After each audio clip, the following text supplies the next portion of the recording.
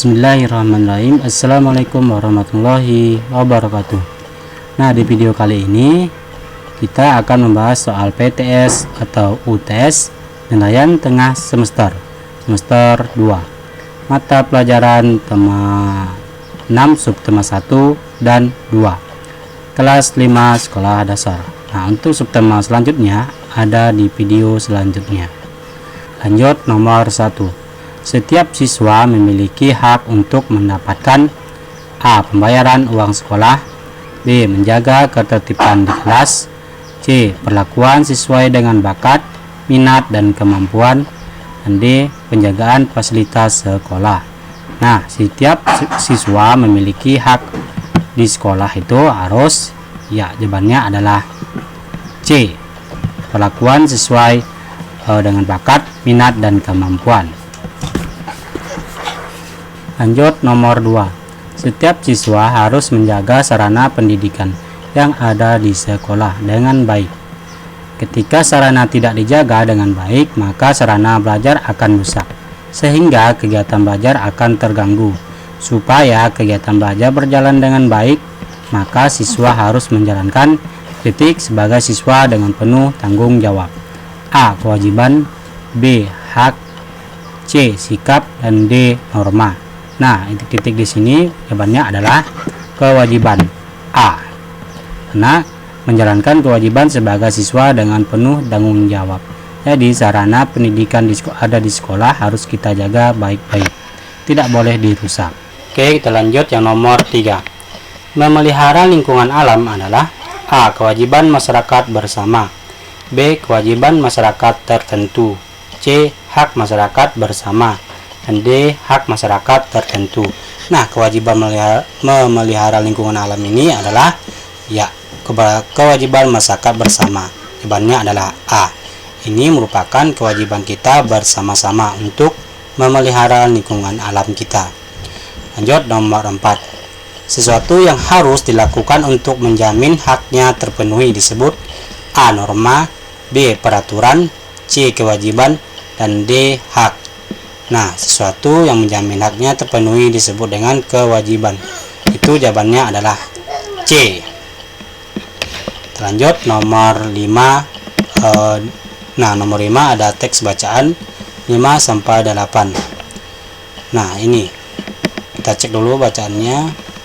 Ya, lumayan panjang. Bapak, kita baca pelan-pelan.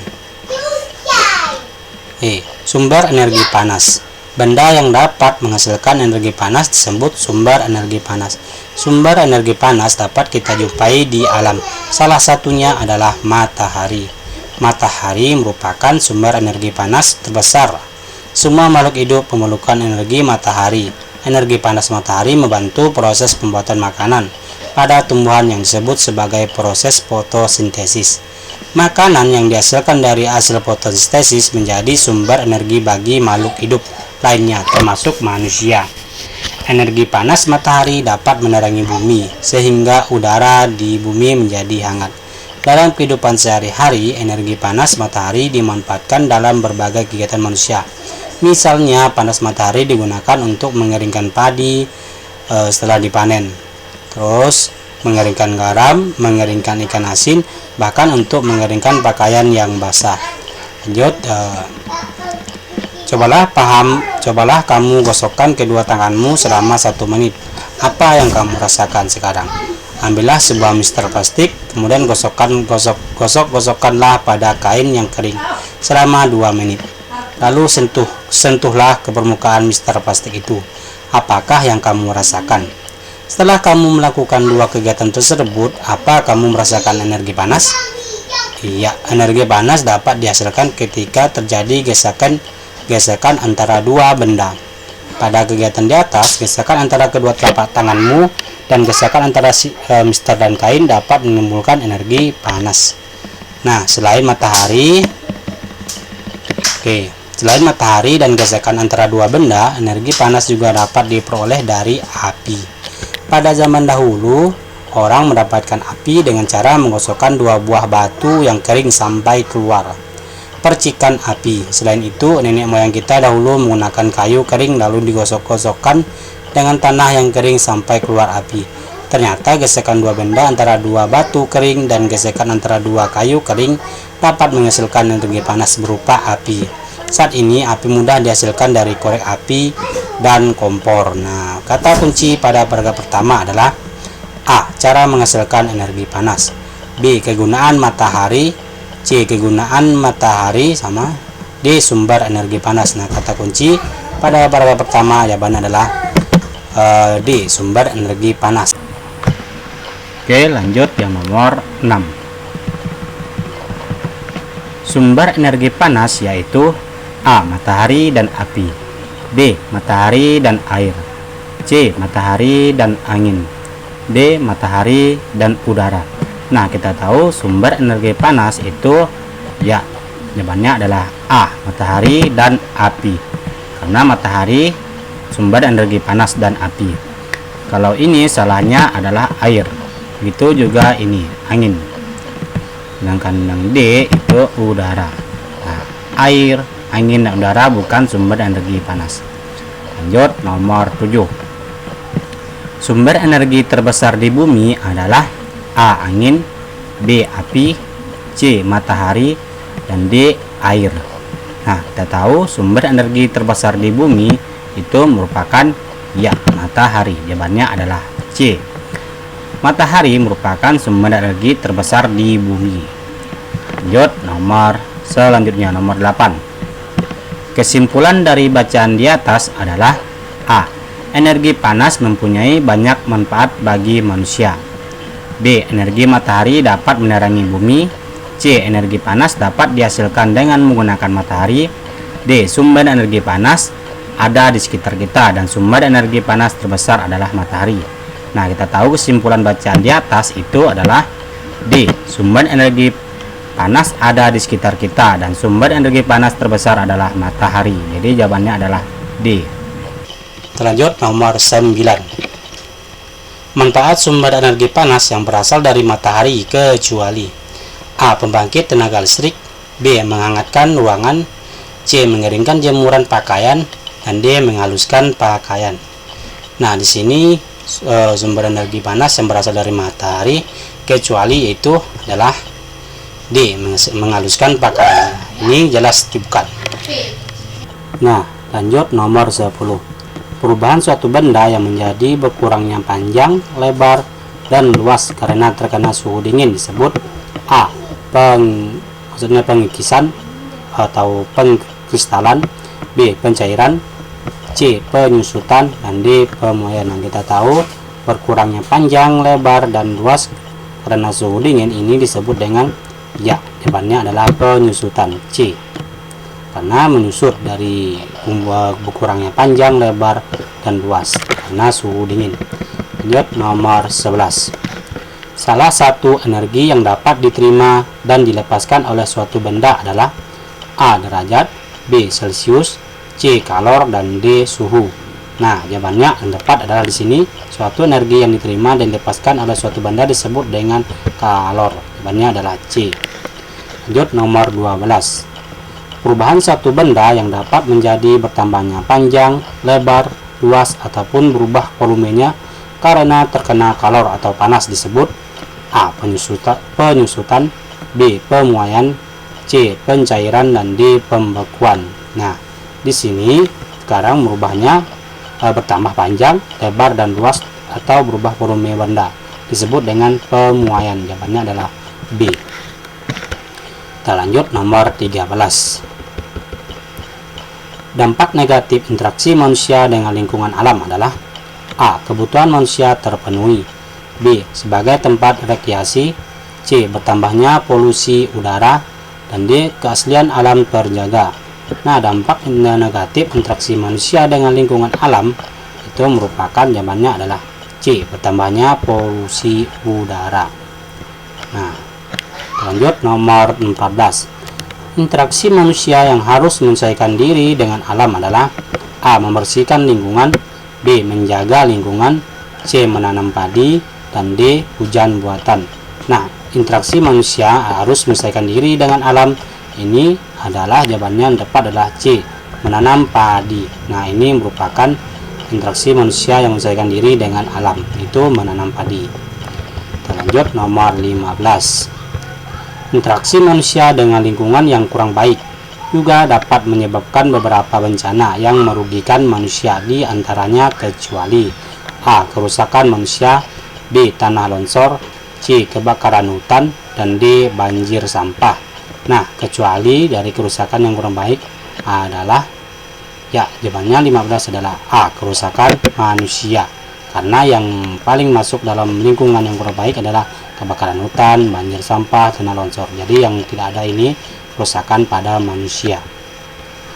Lanjut nomor 16. Interaksi manusia dengan alam ada yang berdampak baik dan ada juga yang berdampak buruk. Perilaku masyarakat yang suka melakukan penambangan hutan-hutan liar dapat menyebabkan A. Memelihara kehidupan hewan, B. Hutan menjadi subur, C. Tanah longsor, dan D. Rumah rusak. Nah, jawaban nomor 16 adalah, ya, akibat penebangan hutan secara liar itu menyebabkan C. Tanah longsor. Nah, jadi kita tidak boleh menebang hutan secara liar. Nah, itu akan menyebabkan tanah longsor. Nomor 17. Tangga nada pada lagu Cublak-Cublak Suweng adalah A. Kromatis, B. Melodis, C. Selendro, dan D. Pelok. Nah, di sini tangga nada lagu Cublak-Cublak Suweng yang tepat adalah C. Selendro. Nah, oke. Lanjut nomor 18. Tangga nada yang menggunakan susunan nada yang berbunyi seperti nada-nada do mi fa sol, si. Nah, adalah A. Kromatis, B. Melodis, C. Selendro, dan D. Pelok. Nah, untuk jawaban nomor 18 ini jawabannya adalah D, yaitu pelok. Nah, merupakan susunan nada yang berbunyi seperti nada-nada do mi fa sol si, itu adalah pelok. Lanjut nomor 19. Gamelan adalah salah satu alat musik yang digunakan untuk mengiringi lagu-lagu pada tangga nada. Tangga nada apa? A. Kromatis, B. Romantik, C. Pentatonis, dan D. Diatonis. Nah, ini jawaban tepat adalah untuk musik gamelan. Gamelan adalah salah satu alat musik yang digunakan untuk mengiringi lagu-lagu pada nada pentatonis. Jawabannya adalah C. Lanjut nomor 20 atau nomor terakhir di pilihan ganda di tema 6 subtema 1 dan 2. Tangga nada pada lagu Cincang Keling adalah A. Kromatis, B. Melodis, C. Selendro, dan D. Pelok. Nah, jawaban yang tepat adalah C. Sama, Selendro. Jadi lagu Cincang Keling sama dengan lagu tadi nomor 17 itu Cublak-Cublak Suweng. Nah, lanjut bagian esai yang nomor 1. Sebutkan hak dan kewajiban sebagai seorang nelayan. Nah, jawabannya hak sebagai seorang nelayan adalah mengambil ikan di laut untuk memenuhi kebutuhan hidup, B. Memanfaatkan sumber daya laut dengan baik, C. Mengambil ikan sesuai dengan kebutuhan, jadi jangan berlebihan, apalagi sampai kita bom di suatu wilayah itu, jadi merusak ikan-ikan kecil. Kewajiban nelayan ini menjaga ekosistem laut, terus mematuhi peraturan pemerintah, menjual tangkapan ikan sebagai kebutuhan. Nah, itu merupakan hak dan kewajiban sebagai seorang nelayan. Oke, nanti dijeda aja videonya, dicatat jika ingin dicatat. Nah, lanjut nomor 2. 22. Jelaskan perbedaan hak, kewajiban, dan tanggung jawab. Oke, jawabannya perbedaan hak, kewajiban, dan tanggung jawab. Yang pertama adalah hak. Hak adalah segala sesuatu yang harus didapatkan oleh setiap orang yang telah ada sejak lahir, bahkan sebelum lahir. Nah, itu merupakan hak. Kewajiban menurut KBBI adalah sesuatu yang diwajibkan. Nah, sesuatu yang harus dilaksanakan, keharusan, dan sesuatu yang harus dilaksanakan atau juga tugas, dan hak tugas menurut hukum. Nah, lanjut tanggung jawab. Tanggung jawab adalah kesadaran manusia akan tingkah laku atau perbuatan yang disengaja maupun tidak disengaja. Nah, ini merupakan perbedaan hak, kewajiban, dan tanggung jawab. Nah, boleh nanti dicatat aja di rumah jika ingin dicatat atau ingin dipahami. Nah, teks bacaan soal nomor 23 dan 24, perpindahan panas atau kalor. Nah, pertanyaannya panjang, kita baca saja pertanyaannya langsung. Lanjut, nomor 23, sebutkan hal-hal penting yang terdapat pada paragraf pertama. Nah, paragraf pertama maksudnya ada di bacaan ini. Oke, kita lihat jawabannya di sini paragraf pertama. Nah, misalnya dari sini. Ini merupakan paragraf pertama. Pernahkah kamu membantu ibumu masak sayur? Tahukah kamu mengapa api kompor dapat memanaskan air dalam panci sehingga sayuran yang ada di dalamnya menjadi matang? Ketika kamu memasak sayuran, panas dari api kompor berpindah ke dalam panci. Kemudian panas tersebut berpindah ke dalam air sehingga air menjadi panas dan sayuran yang ada di dalamnya menjadi matang atau masak. Peristiwa tersebut membuktikan bahwa panas dapat berpindah. Nah, jadi yang disebutkan hal penting ini kita cek. Ya. Hal-hal penting pada paragraf pertama, api kompor dapat memanaskan air dan sayuran di dalam panci. Terus panas dari api kompor berpindah ke dalam panci. Selanjutnya, panas dari panci berpindah ke dalam air sehingga menjadi panas dan sayurnya di dalamnya menjadi masak atau matang. Nah, itu merupakan hal-hal penting dari paragraf pertama. Kita lanjut soal yang nomor 24. Buatlah kesimpulan dari bacaan di atas. Nah, kesimpulan ini pendek. Boleh panjang juga boleh, tergantung sesuai dengan bacaan di atas.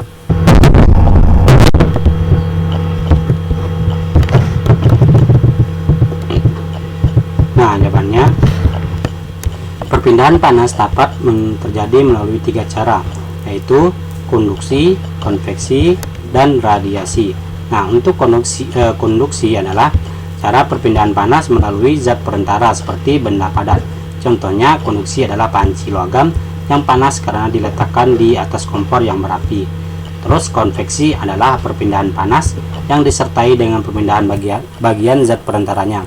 Misalnya, air di dalam panci yang dipanaskan hingga mendidih. Nah, itu merupakan konveksi. Sedangkan radiasi adalah cara perpindahan panas dengan pancaran yang tidak membutuhkan zat perantara, misalnya panas matahari. Nah, itu merupakan kesimpulan dari bacaan di atas. 25. Sebutkan dan jelaskan 3 cara perpindahan kalor. Nah, oke, jawabannya adalah 3 cara perpindahan panas. Itu ada konduksi, konveksi, dan radiasi. Nah, tadi sudah kita jelaskan di atas atau nomor 24. Boleh diulang nanti videonya jika kurang jelas.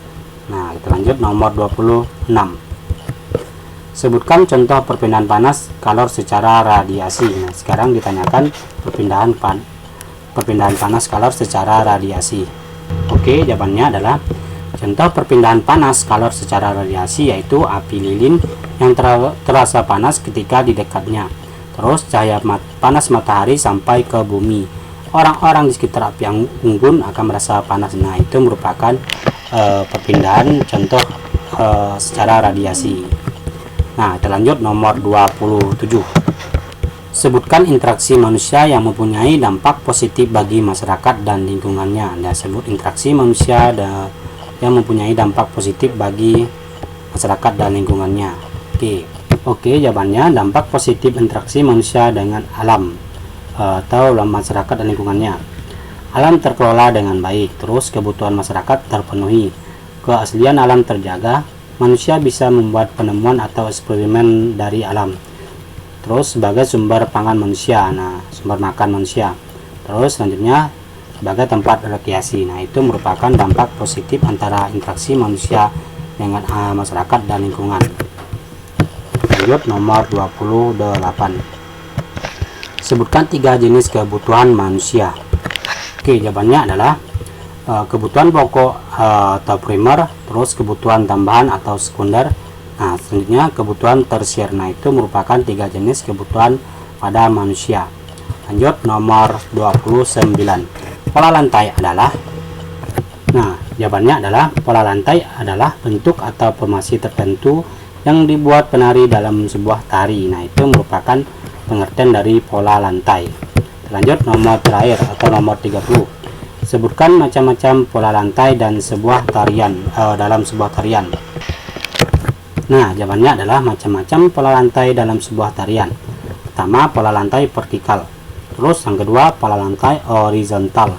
Terus yang ketiga, pola lantai diagonal. Dan yang terakhir, pola lantai garis melingkar. Nah, berakhir sudah penjelasan kita dari subtema 1 dan 2 kelas 5 tema 6. Sekian dan terima kasih. Assalamualaikum warahmatullahi wabarakatuh.